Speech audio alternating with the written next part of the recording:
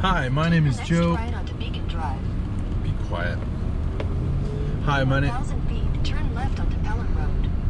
Hi, my name is Joe Everson with Thumbprint Photography, and this is an episode of What's in My Bag.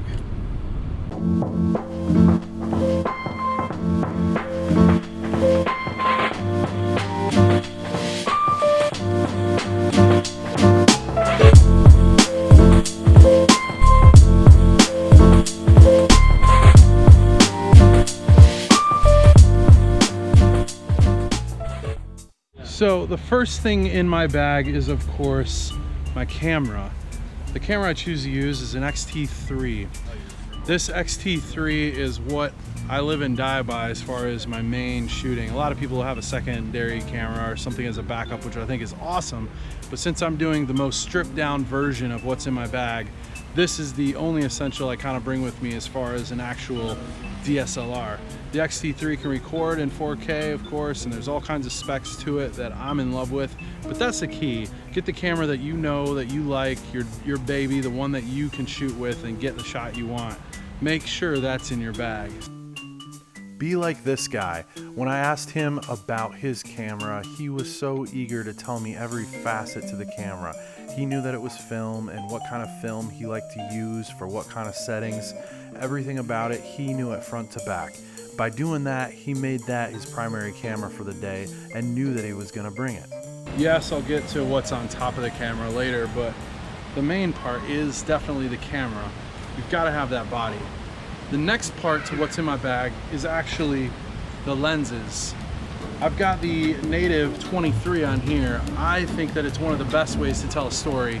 It equals out to be a 35mm focal length. It's a 1.4, so I can get those nice bokeh shots if I want and still get a little bit of subject matter around my main subject if need be. So I can shoot buildings, I can get the whole story a little bit.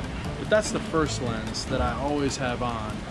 One of the fastest ways for me to capture the shot that I want to get first. Then if I want to change it up, I go with something else. So I had the 23. The next focal length that I really like is my 50mm.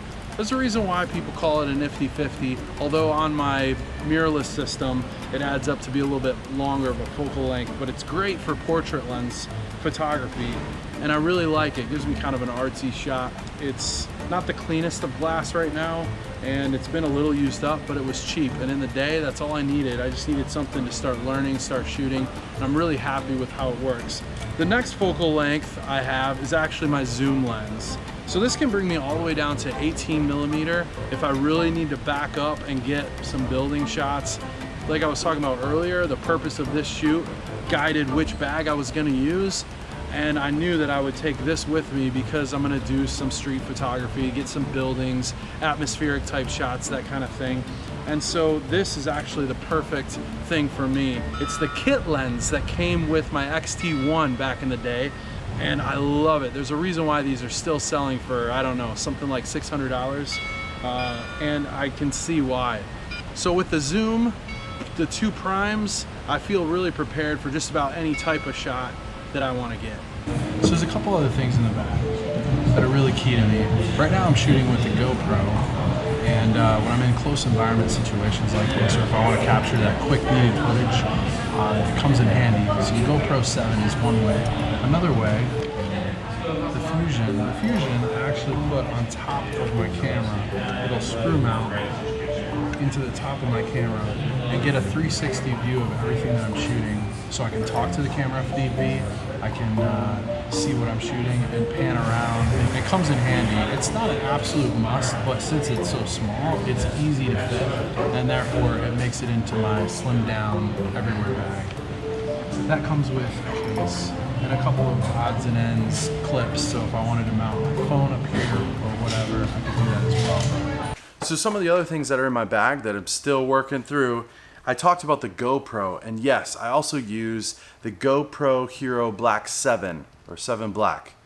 I don't know, whatever it is. It's those words involved that equals out to be the GoPro, one of the newest ones. I love it. Super ultra smooth video. It has a beautiful, beautiful look to it. I think that its 4K capabilities is really nice to have. It seems to operate well with all the other video and photography that I'm doing. And it's small. It's so small, compact. The batteries are awesome. They last quite a while. You can do the hyperlapses. There's a lot of things to this that are very helpful and useful in my recording possibilities. Inside the bag a little bit further, I've got a number of other pockets. And that's always helpful to be able to slide something else in here. And this section particularly zips up. So certain things like little batteries and all the backup things that I carry with me, also in my bag, and very important, especially for mirrorless cameras. Those batteries can go kind of fast, and it's always good to carry some extras with you. Things like that, the mounting rigs, the battery charging kit to the batteries, obviously, that all goes in there, and I can zip it up along with some backup spare SD cards, all those kinds of things that you don't want just flying around in your bag. I zip up and make sure it's in there. This is a Patricia Nash travel bag.